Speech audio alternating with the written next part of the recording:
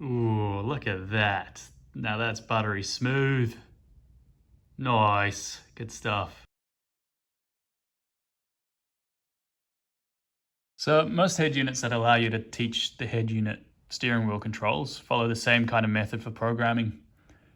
So you'll see right now, when I rotate the knob, nothing happens. But you'll also see on the steering wheel controller, when I rotate the knob, the white status light appears. So we know at least the knob's working and it's all running well. Nice. What we're going to do is open up our steering wheel control configuration app. This might be different on your head unit. I guess you'll have to work that one out. In this case, it's slightly different. We have to set the input resistance range. So right now it's set to 1 kilo ohm, but our controller here has 5.1 kilo ohms as a maximum. And so right now it wouldn't actually be able to read all our outputs. So what we can do is just tap on here and we'll bump it up to accept up to 10 kilo ohms on its input. Now we'll just go through the process of teaching this head unit what we want it to do.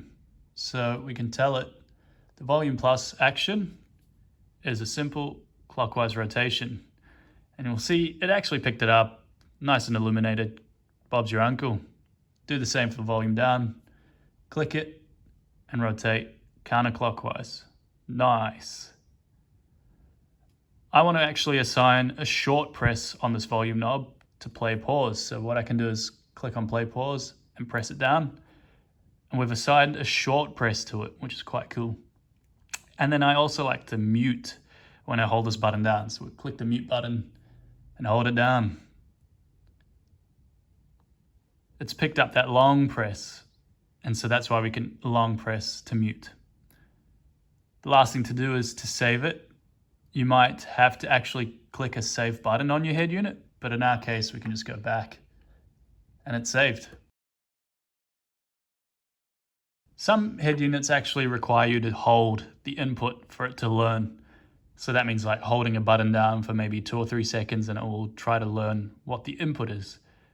We can still achieve this with our steering wheel controller. We've got a special mode on it called learning mode. How good.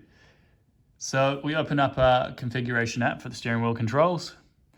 And we first want to make sure our controller here is in learning mode.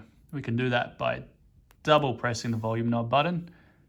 And you'll see the controller acknowledges learning mode by flashing that white status light. So we're now able to do an action and it will hold that action for 4 seconds. So if I want to program volume up and I need to hold it on the input for the head unit to learn, I can press volume up. The controller is still in learning mode and I can rotate clockwise. The controller holds the output for 4 seconds and it's learned it when the light goes off.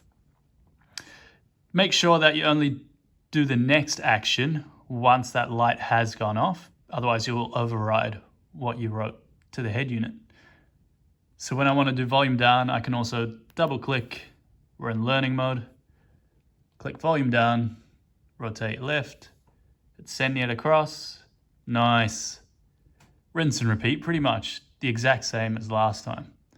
And then when you're done, we can hit save, but in our case, we just go back.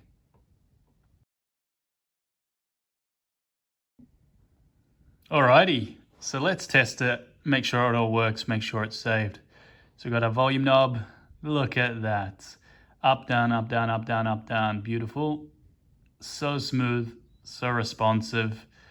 Can't really ask for better here. We've got mute when we hold it down as well. Nice, let's go. We've still got that volume control, lovely. And then if we want to check the play pause, we bring up our music app. We've got some tunes banging on and boom, she's paused. Press it again, she's playing. Let's go, put the volume up, blast it off. It's really simple. Bob's your uncle. We've got some really nice, smooth volume control.